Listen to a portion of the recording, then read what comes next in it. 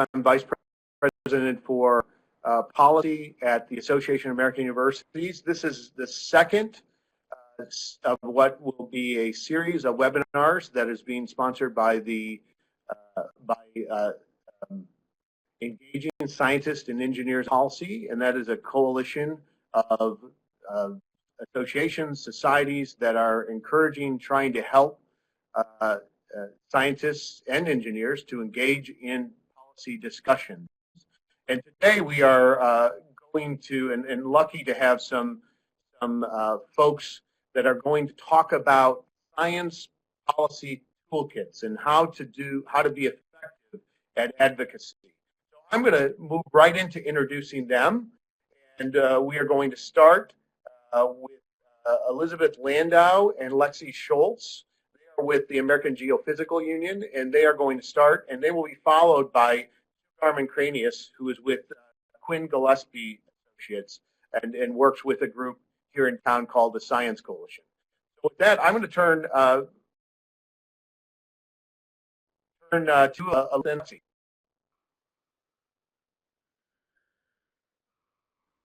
Great. Thank you so much, Toby. Really appreciate it.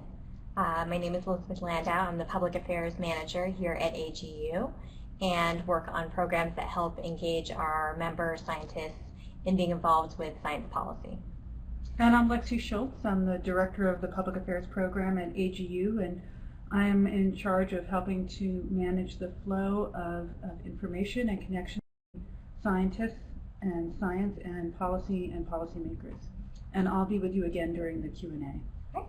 And I'm going to go ahead and give the presentation here to start us off and talk a little bit about what AGU has been doing to help our members engage in science policy. So to start out a little bit about AGU, people here may or may not be familiar with this, but wanted to ensure that everyone got a chance to see a little more about our organization.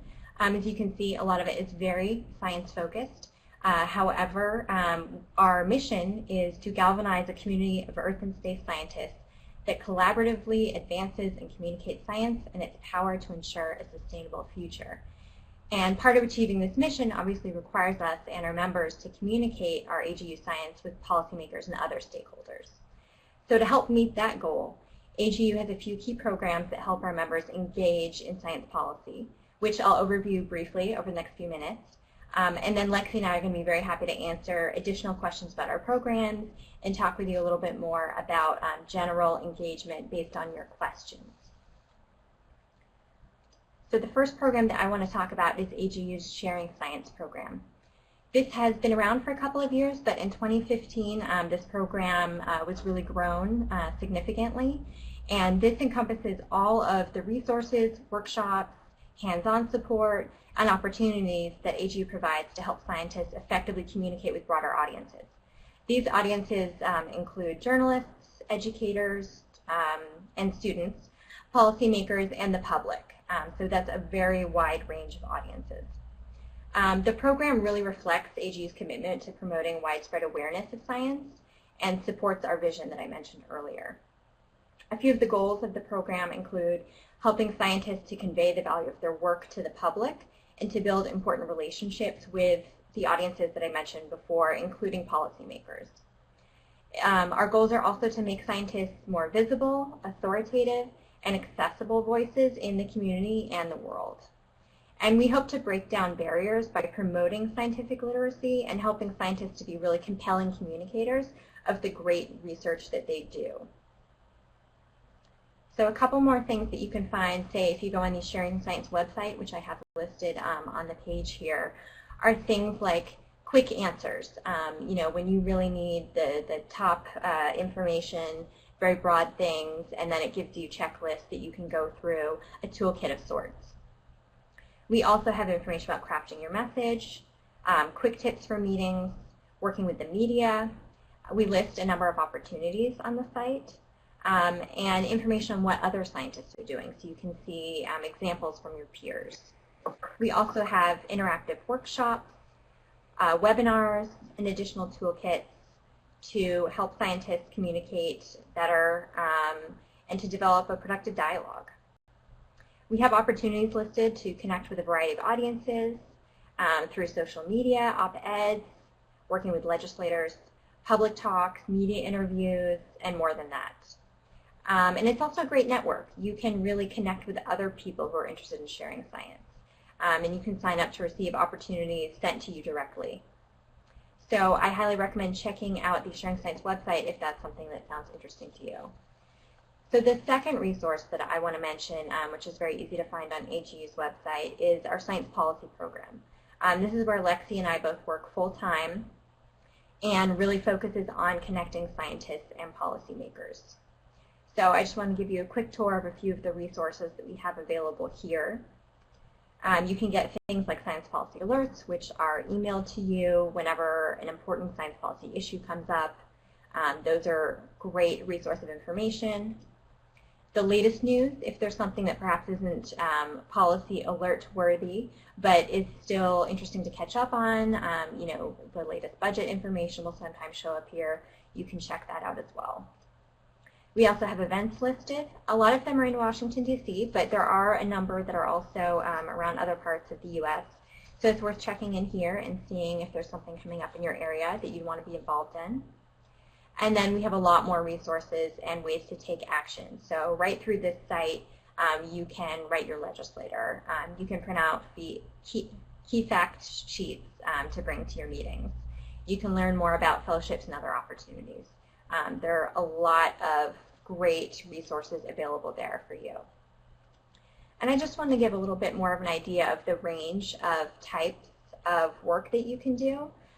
You don't have to be incredibly involved in this all the time to make a difference. If you have just a couple of minutes, you can do something like sign up for science policy alerts. They're sent directly to you when there's an important issue that comes up. You can read a little bit about the latest budget news. You can read some blog posts from The Bridge, which have great information about science policy. Or you can tweet to your senators and representatives. If you have, say, 30 or 60 minutes that you want to spend, you can watch a webinar. We have a number that are on issues from the budget to legislative issues. You can write a blog post for The Bridge. We always welcome new perspectives on science policy. Or you can contact your legislator through our website and write them a letter or make a phone call with some talking points that we have provided. If you have more time to dedicate, you can do something like attend an event either in Washington, D.C. or locally. And we have a lot of opportunities I want to mention, especially for students, if we have any students here. There's some particularly aimed at them. So essentially, to wrap up my portion here, the bottom line is we really want to help you engage in science policy. We have our best resources here are sharingscience.agu.org and sciencepolicy.agu.org. But if there's anything that you can't find that you're looking for, you can always send us an email. There's contact info for myself, for Lexi, and more team members on our website. And the bottom line is that we really want to help you out. So I'll leave it there. We look forward to getting more in-depth for the Q&A. But I think we're going to turn it over to Sue.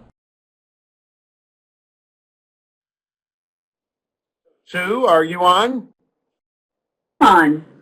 Great. I want to, before you start, Sue, encourage people that if they have questions, please send those to us in the online, and we will try then after Sue finishes to get through as many questions and have a good discussion here after. So go ahead, Sue. Terrific. Thanks, Toby. As Toby said, I'm Sue Garman-Cranius. I work for a public affairs firm in Washington, but in that capacity here, I work very closely with two organizations that are very active in Washington on the issue of funding for research. So I'm going to talk to you this afternoon about two advocacy toolkits that are available from the Science Coalition and United for Medical Research. Starting with the Science Coalition, this is a group of more than 60 of the major research, public and private research universities across the country, and we advocate for increased federal funding for basic scientific and engineering research across the spectrum of scientific disciplines.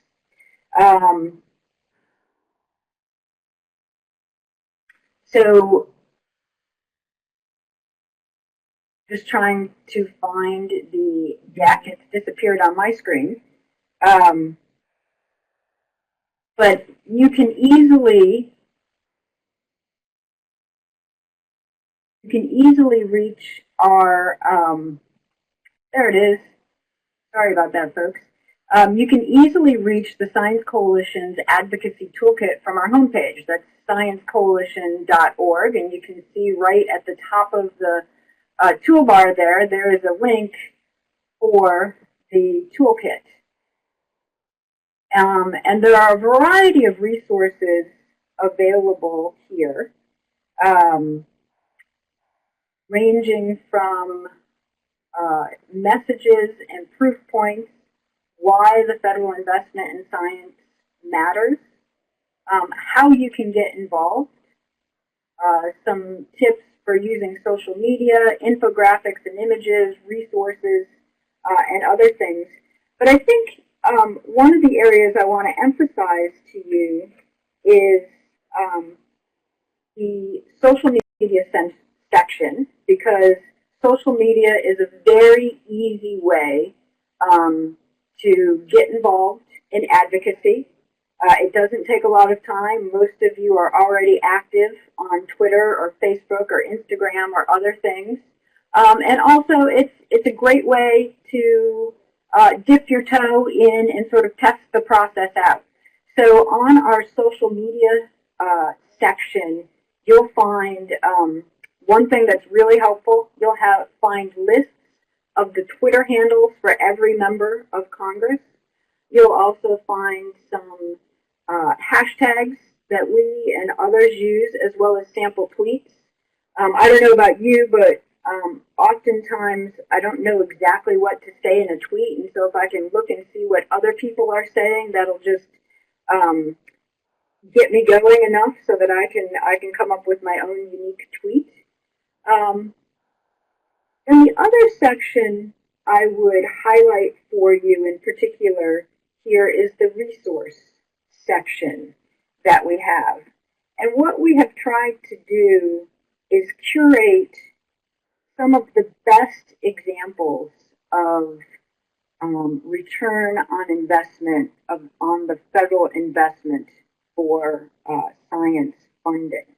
So what you'll find on this page is not an exhaustive list of resources, but some things that we think are particularly helpful if you're trying to make the case for increased funding, or if you're just trying to look for examples of the payback on federally funded research.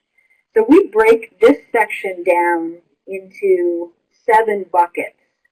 So you'll find great examples of the payback on research, how federally funded research supports jobs and local economies, international comparisons and information on U.S. competitiveness, information on federal funding for R&D, various government reports, some information on sequestration and its impact on research, as well as a collection of fact sheets that you can print and use.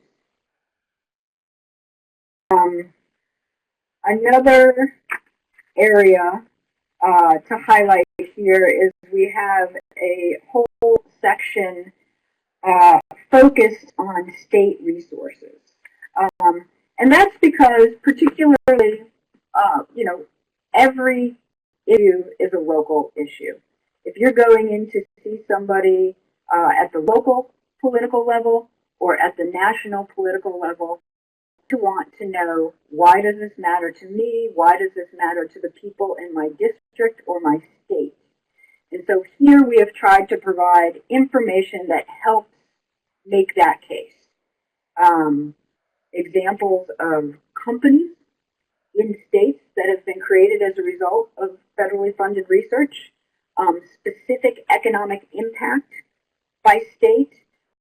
You can also, from here, link to the resources that the DOE Office of Science, the National Science Foundation, and the National Institutes of Health have on their websites.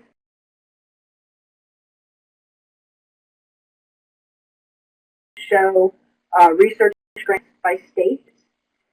We also have some information about jobs and then some individual fact sheets that you can print out and use in your own advocacy here. So just before I leave the science, I encourage you to check out some of our other resources. Following us on social media, either Twitter or Facebook, is a great way to just stay abreast of what's going on, because we will also timely news articles and events.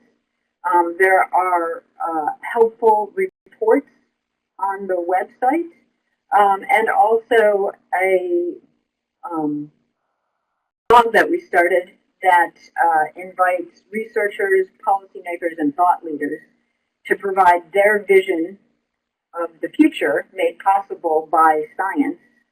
We call it Science 2034. So we encourage you to check that out. So moving on to United for Medical Research, this is a group that's made up of research organizations, patient groups, and industry members. And this group is organized to advocate specifically for increased NIH funding. And again, you can find the Take Action tools easily on the homepage, unitedformedicalresearch.com. There's a Take Action button right on the homepage that will take you to this section of the website. And what's a little bit different about the United for Medical Research site is that we have an active campaign going on right now to encourage people to communicate with their members of Congress, to urge them to support increased funding for NIH in the end of the year funding bill. So some of the information you will find here the messaging is very geared toward that. And there's also the ability to directly contact your members of Congress. But we also have a lot of very good, more generic information, messages, and proof points about why increased funding for the NIH is necessary, specifically what Congress can do about this. There's a Take Action section, what you can do. What others are saying is actually fairly interesting. We're tracking what members of Congress and presidential candidates are saying right now about NIH funding. So if that's an area of interest to you, you'll find some interesting content there. And again, a good selection, not exhaustive, but a good, helpful selection of resources. But again, one thing that's different about this website from the Science Coalition website is that we do provide a mechanism for you to directly contact your member of Congress. So from the What You Can Do section, you can click on Contact Your Member of Congress. That'll take you to a portal where you can send an email message, a tweet, or a Facebook post to your member of Congress. They'll know who that is by the zip code that you put in, and then you can put in your own message right there in that section. And then finally, just again, some other useful resources on the United for Medical Research website, as well as our social media. One thing that UMR does is it tracks the economic impact of NIH research by state, which is a really helpful tool for localizing any letters or messages that you might want to send to members of Congress. And there's a really good variety of advocacy reports there as well, that if you're interested in NIH funding, you might check those out. And I'll turn it back over to you, Toby. Great. So now we're going to engage in a discussion. I do want to, let me start by saying we've featured two specific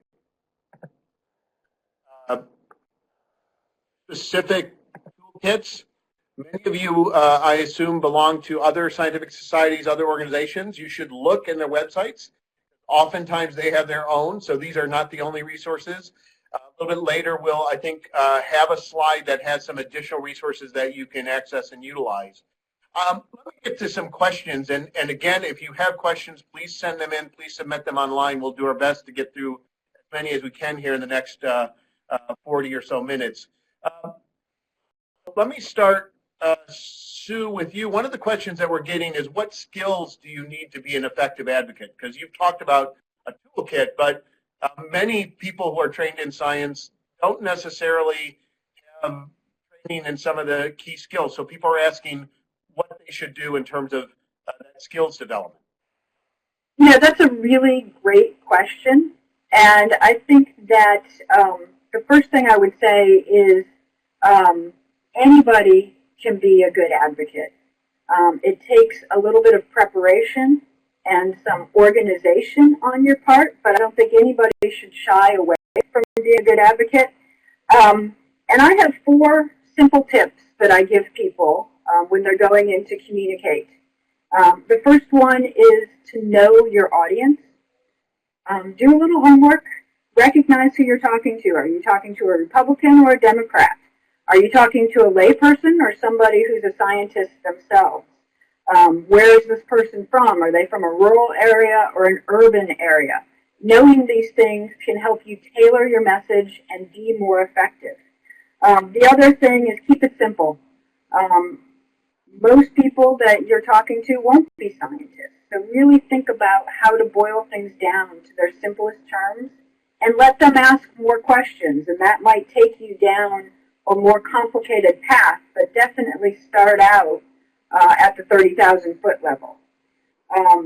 Make it relevant, whatever you say, and that goes to knowing your audience and knowing what they care about and where they come from.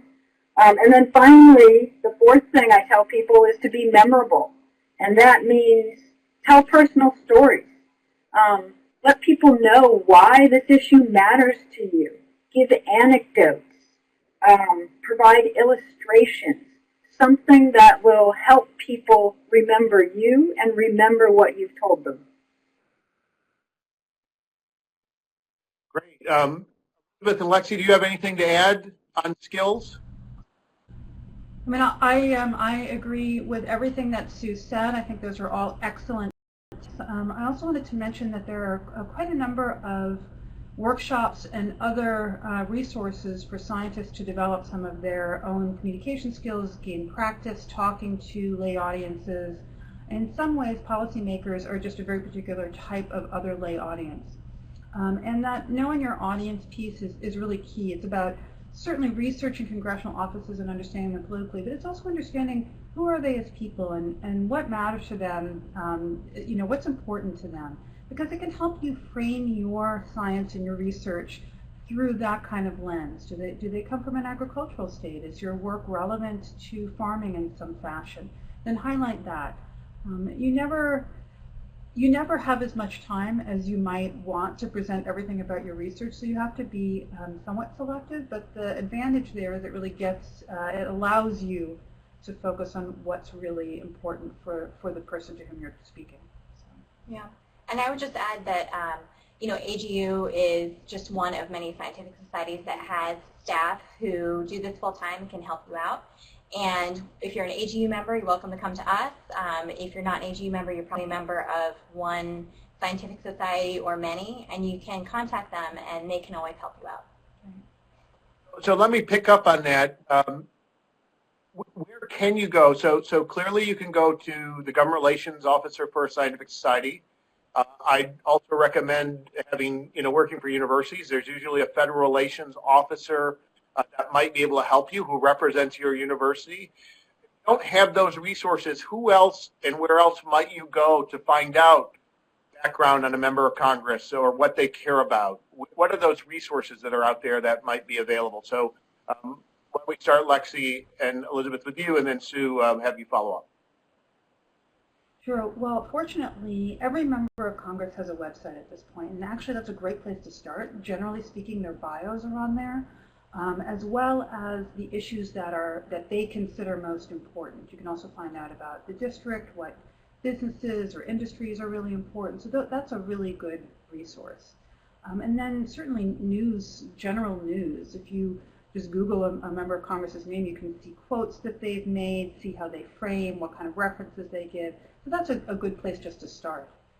And to look for legislation, you can go to the website of the Library of Congress. They have all the information on relevant legislation. You can see what certain members of Congress have been sponsoring and otherwise supporting. You're talking about Thomas, right? Yes. I think they're going through a name change right now, but if you Google Library of Congress, it'll come up. I think it comes up under congress.gov. I believe that's the new name, yeah. Anything to add? Yeah, I would just echo what they said. I mean, fortunately, most everything you need to know is available at your fingertips via the internet. I always like to look at what a member has written, whether they've done an op-ed or a speech, because that helps you really sort of see what they're passionate about. And then there might be a particular quote or something in there that strikes you as very memorable, and that's something that you can bring up when meeting with staff or with a member to say, oh, I read what you wrote, in this publication, and I liked it. I liked what you said about this. It's a great way to learn about them, but also a great entree into your meeting. So, Sue, you mentioned staff. I found, in having been on the Hill, that they can be a tremendous resource, often underutilized. Everybody asks for a meeting with a member of Congress, but what role can staff play in helping to guide you, and how should you use staff? Oftentimes you end up meeting with staff, not the members. Right, exactly. The staff often are the most knowledgeable on a lot of these issues. They're the people who can give you a really good sense of not just where their member, where their boss might be on these things, but really sort of what the temperature is on Capitol Hill about these issues. They really are very often the ones most in touch with issues outside of things that are being, those very small group of things that are being negotiated just by members alone. Most of the time, it's all done by staff. To add, very often people are disappointed if they meet with staff rather than members of Congress, but very often it's more effective to meet with staff. You can actually have a conversation where with members of Congress it may be delivering a few talking points, just having them know you exist. It's still a good thing to do, but definitely don't shy away from meeting with staff. That's a great opportunity. And I think a lot of times scientists, as with all people who try something, if you're not familiar with this process, you're really nervous about or interested in what you're conveying, the information you're conveying. But a lot of the importance in working with policymakers is developing relationships. It's who are those congressional offices going to call? Who are they going to go to? Who do they think is a good source of information about the topics that are important? Really, that is as important a goal as whatever information you're conveying. Yeah, I agree. And I think a lot of what Lexi is talking about can be gotten by asking the staff members a number of questions while you're in there. So it's not just about going into the office and speaking for the full 20 minutes that you may be there and then walking out and leaving. It's about having a dialogue, asking questions, and getting some information that's helpful to you as well as giving them information that's helpful to them. Yeah, and I would say again, I think Lexi's point about being a resource to staff is really a very important one, because ultimately that's what you want, right? If a staff person is working on an issue and they need some expert advice or they need to bounce something off of someone on a topic that they're less familiar with, you want them to come to you. You want them to ask you this question so you can weigh in and provide your opinion. So never underestimate the value and the importance of building that relationship with staff. Great. So I have another question. Where's the best place to meet with a member of Congress? I know a lot of people come to Washington, but I'm just curious, and maybe I saw Lexi, you shaking your head. I'm interested in your thoughts on how you get a meeting with a member. It's not easy, but any thoughts on that? I'll start. So one thing is, you can always meet with them here in Washington, D.C., and your science society, probably most science societies have some version of this, do congressional days where they bring scientists into D.C. and help you to arrange meetings, and you actually can go in with sometimes a small team of other scientists and meet with them there.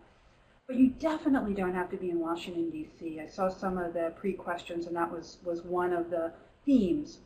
Meeting with your member of Congress or their offices in your state, in your district, is really valuable. The pluses are you can actually you're more likely to get some face time with a member of Congress if they're there, if they're home, doing part of town hall, if they have office hours. And also the district staff, their role is to build relationships with constituents, and you're a constituent. So it's actually quite valuable to have those meetings in state, and you don't have to really travel, or at least not travel far, to do it. And one thing you can do is to invite your member of Congress to come to your lab or university or institution. Sometimes you do need to develop a relationship, at least with the staff beforehand, which is where going to visit them first is helpful. But that's another way to interact with them and show them the value of what you do. You have anything to add? Yeah, I think the points they have made are right on. And I also know that there are certain members who want to know, have we heard about this back home, not just in Washington. So some members, most members pay very careful attention to what's being said in those district offices as well, and what their field representatives are hearing. Yeah, I think that's great advice, because when I worked on the Hill, my boss chaired the committee that funds the National Science Foundation and NASA. And I know that if somebody showed up in his district office that was interested in science, that actually had more impact than the droves of scientists who necessarily came to him in Washington, because he would bring those cards and he would hand them. That one person that stood out, that cared about the things he was working on in Washington, really mattered. So we've had a lot of questions about career paths and getting into science policy. I'm wondering if you have any advice for somebody who's interested in kind of pursuing this as a career path. Sue, why don't we start with you, and then I'll turn to Elizabeth and Lexi. Well, I think anybody who's interested in pursuing this as a career path ought to take advantage of those opportunities that are out there to dip your toe in this, whether it's through fellowships or internships or opportunities like that in Washington. That's oftentimes the best way to really get a flavor for what this is all about. And oftentimes that's also the first step to landing an actual job in this field. And so I can add, there are a number of different types of places where you could do science policy.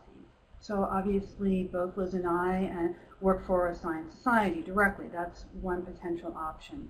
The fellowships that Sue mentioned are both a great way to actually have a year-long position either in Congress or within an agency, and that can develop into a longer term. Many science fellows do choose to and are able to stay on.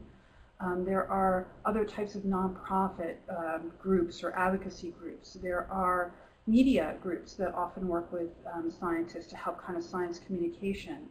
So there's a number of different types of areas where you can get a job. We're all in DC. Federal science policy is extremely important. There are opportunities in different states, and each state is a little bit varied.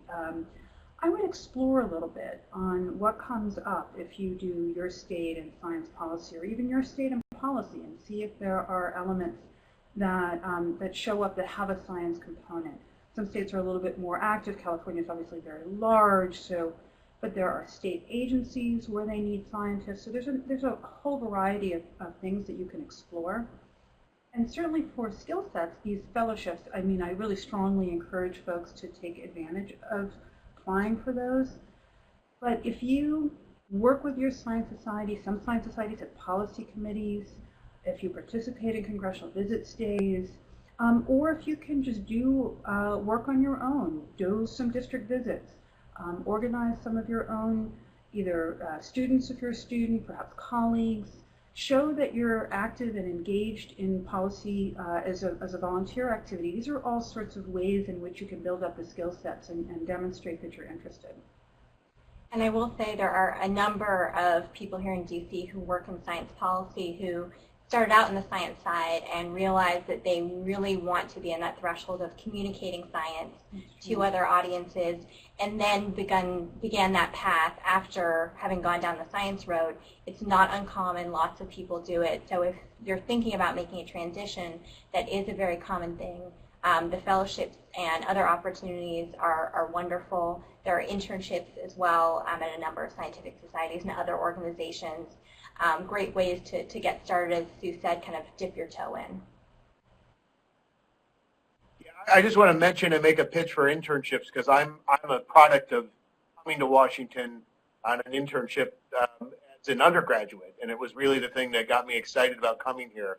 And there are great internships that you can take just for the summer. If you just want to dip your toe, you don't have to commit to a year-long fellowship. And those can be done as even as early as undergrads. That actually gets to another question, which somebody had asked: when do you start being a science advocate? Will you have to have your PhD to do that? When's the right time to actually start advocating for science? Do you want to take a crack at that? Well, the easy answer is it's never too early, right? And it's never too late. Absolutely. Very true. But, you know, we've seen in recent years some really great science advocacy groups started by graduate and undergraduate students, right? The Stand for Science group, it's got a different name now, the National Science Policy Group, I think is the name. But that, you know, that was a group of concerned students at MIT who started what's now, you know, a national program of student advocacy groups. So it is never too early. Yeah, and there are a number of groups like that at universities. So if you are a student and you're interested, I would definitely see if there's something locally that's available to you at your institution or nearby. And even if you can't get involved in science policy right away, there may be some other advocacy group that's of interest to you that is a great way to kind of dip your toe into the policy world as well. And I will say that we love having students as part of our congressional visit days when we're bringing members in to talk to their legislators. The student voice really resonates well in congressional offices. They're always really interested to talk to the students and hear their stories and see why they're so passionate about this. And I'll be honest, sometimes students are the most enthusiastic, you know, yeah. I know when I worked in doing relations for universities that I found some of the best responses that I got was from taking in students who are really smart and can talk about the relationship and the way we fund science, the fact they're funded off of research grants. So I agree that you're never too young, you're never too old to get and start doing this. And in fact, I think students sometimes, I have instances where I know that I got a call, not because the lab director contacted a member of Congress, but students wrote, and it really made an impact. So I appreciate those comments. One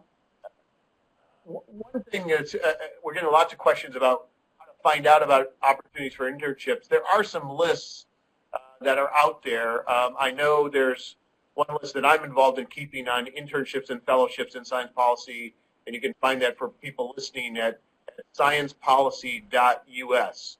So there are other lists. If you just type in on Google science policy internships or science policy, find those resources, the ones that are top. You also find the society ones. So, Tip, let me ask though. There's another thing that people are interested if they want to get more training. I'm curious if you have other thoughts about other resources that might be out there that people could turn towards. Well, there are a couple of, I would call them science policy classes. There's one that I'm familiar with that the American Meteorological Society puts on, which is a 2-week summer program. It's not free. There are workshops that I know because we helped to put them on, that the American Geophysical Union hosts a number of workshops every year, some at our annual meeting, and we've recently been going to certain universities. We're a limited staff, so we've only been able to do about 3 or 4 a year, but if you have a very strong interest, you can contact us, and we might come to your university and put on a day-long workshop. So there are options like that. I know that there are some very good science policy programs at universities. It's possible that your university has one. If not, perhaps one that's nearby might be willing to let you audit the class, for example. So there are kind of a number of resources, although I don't, off the top of my head, know of one collective place for them. One of the things we've been talking about at ESEP, which we hope to provide eventually, is there's a lot of people probably on individual campuses who have that experience in trying to link more students with those people. So I think the other thing is that's where government relations, federal relations folks can help forge those connections, so you can actually meet some of the people on your own campus who might have been in a position. NSF has wrote, for example, I know that come to Washington, serve some time, and then go back. So I think finding those people on campus is something else people might want to do. Do you have anything else to add on that?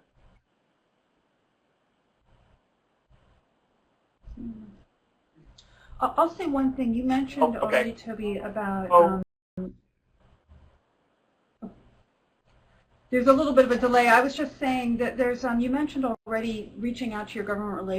If you are at a university, if you do work at a university, I have been told many times by the government relations staff that they would love that, and they may actually be able to provide you some training, some really good information about the particular thing that you're trying to do, whether you're interested in a state or a federal kind of related science policy issue. So definitely take advantage of that.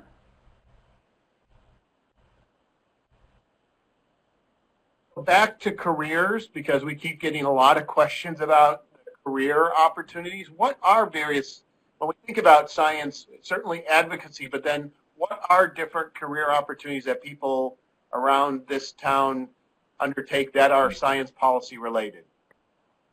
Elizabeth and Lexi, and then Sue. Sure. So it's true, there are a number of different types of positions. Working in a scientific society and doing government relations is one of them.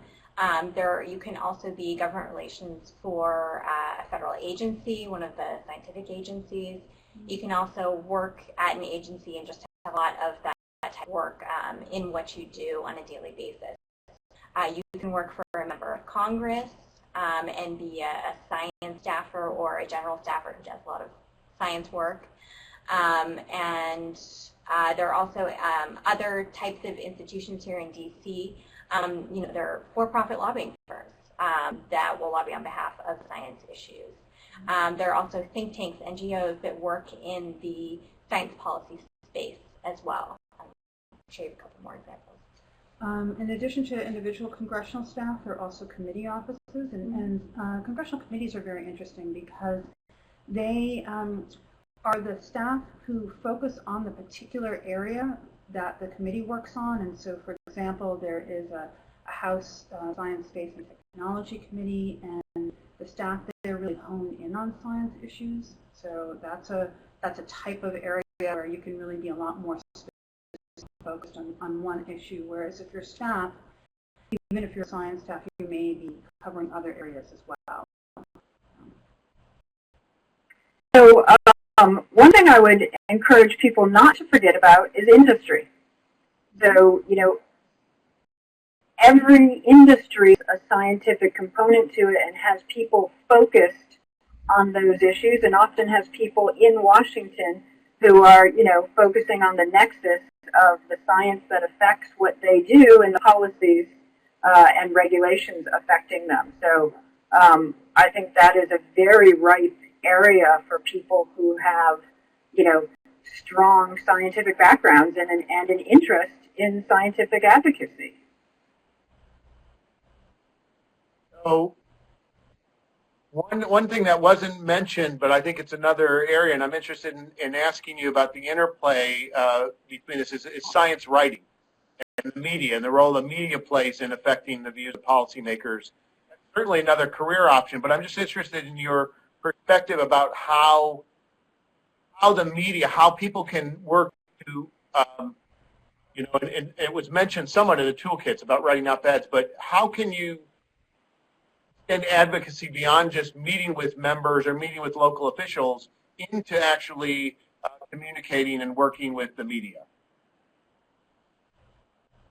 That is a terrific question, and it's it's a very important part of all of this. So I'm sorry that it got left until this far into the conversation, but absolutely the media is a very important, not just audience for science advocacy, but vehicle to communicate to policymakers about science advocacy. So, it almost makes as much sense if you're coming to Washington to talk to members of Congress or if you're doing district visits back home to include some outreach to the media on the same topic. Editorial boards can be very influential in terms of sitting down and talking to the editorial writers at newspapers who then might advocate on an issue that will certainly get policymakers' attention. And then you yourself can be your own form of media between writing op-eds, writing letters, using social media.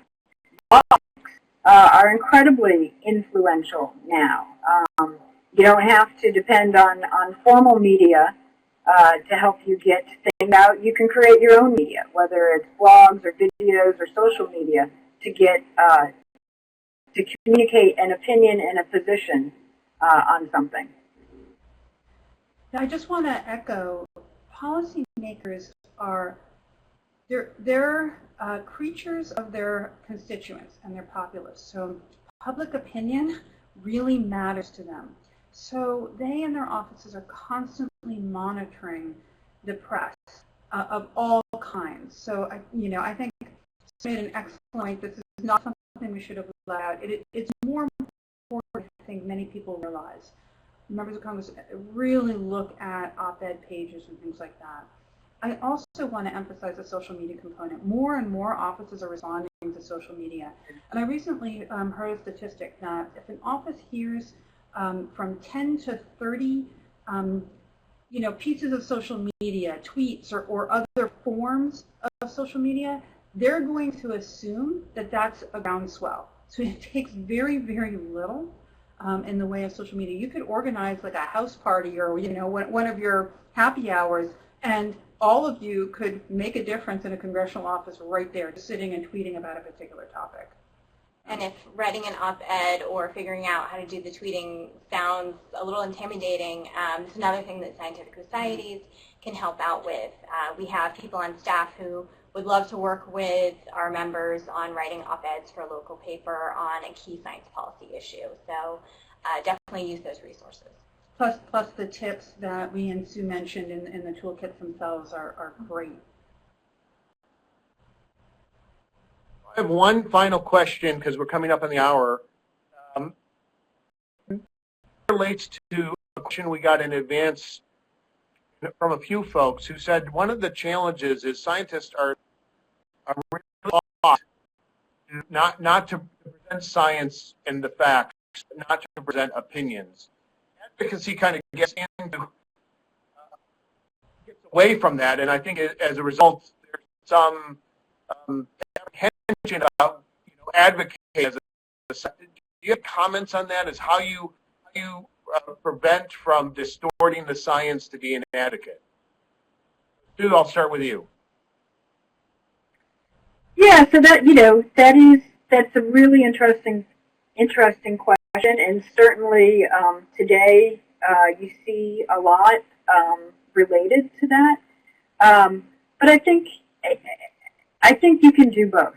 I fully believe that you can do both. You can advocate and be someone who, conducts the science. And I think it has to do with how you present the information and present yourself. Your scientific facts are the facts. And presenting them in a educational and informational way, as opposed to an overt, you're wrong kind of way. I think it's all in approach and in how you go in and conduct the advocacy. Now, you're going to run into people who have, who just can't be swayed, and that's something that you have to understand going in. And advocacy is not about trying to, beat your head against the wall, people you can't sway, but really identify those people who may be, who you can educate, who you can inform, and who will appreciate, the science that you're presenting for what it is. And I'd like to say certainly this is a meaty topic. Yeah, this is a very meaty topic. We have this conversation a lot. It's not something to be taken lightly. I think there's a range of views on it. I will say, first of all, that as Sue said, you can certainly present your science as, here's what I study, here's what I know from what I study, here's how I can connect that to something you care about. And then if you want to say, let's, for example, that science deserves more funding, more support so that more scientists can receive research grants. You can say, because I believe that what I do is so important, I also have an opinion about this. And you can draw something of a dividing line, that it's not that your science is telling you your opinion, but you are a person, you are a constituent, so you have your opinion for that reason. And the other thing I just wanted to add is that many scientists shy away from this because of that kind of scientific culture of the objectivity and forth. But for better or for worse, there are others who are talking about information that is either related to science or is directly connected to your science, who probably have far less information than you do, could present it far less accurately than you would. And if scientists just disengage because of the concerns, then other people will be representing it for you, and that will be much worse. So I actually actively encourage not disengaging. And if you're wondering how you might take this on or what it might look like, you can look to others who you think have done this successfully. Try and find a science policy mentor of sorts, someone who is a scientist who is engaging in a positive way that you respect. We have some examples on the Sharing Science website. You can also find people in the science community by reading articles about people who are involved or talking to friends and seeking out that mentor. Great. On that note, I think we're gonna move to conclude. I want to thank you all for sharing your ideas, thoughts, the toolkits with everybody. I want to thank those who sent in questions. I do want to note that we will be posting this to the ESEP webpage, and that is at AAAS.org/ESEP, ESEP. So this webinar and the earlier webinar, which was with former Congressman Rush Holt, who is now the CEO of AAAS, will be online. I'd also say that we plan to have another webinar, which will talk about the budget and appropriations process just prior to the State of the Union in January. Let me make one other pitch for resources, is that AAAS itself is a great resource, and going to their meeting where they decide, or whether it be other things they sponsor. They actually sponsor a program here now where they bring in graduate students to actually learn about advocacy. And schools, one question was about how to get funding to help support that. I know our schools, many of our schools and societies are paying for a few graduate students to participate in that, to things like the AAAS Fellowship Program, which is really for people, all of us who are on this webcast, the AAAS Fellows, and having people with scientific background actually working, whether it be in federal agencies or on Capitol Hill, is a lifeline to know that there are people who actually understand science actually in those positions. So with that, I want to just say that we will be there is a participants poll about whether you found this webinar useful that you can fill out immediately following this webinar, and stay tuned. The other thing I'd say in terms of resources, that page I gave you, the Engaging Scientists and Engineers in Policy page, will also be a source for additional information regarding many of the things we talked about, whether it be science classes, science policy programs, internships and fellowships, and we'll be working to develop that, but that is one of the intentions of this ad hoc coalition, which is sponsoring these webinars. So with that, I want to thank everybody who participated, and apologize because we didn't get through all the questions. We had lots of questions, but I hope people will continue to tune in the future and watch the website, and hopefully we can continue to encourage ongoing engagement in policy by scientists and engineers. So thank you very much.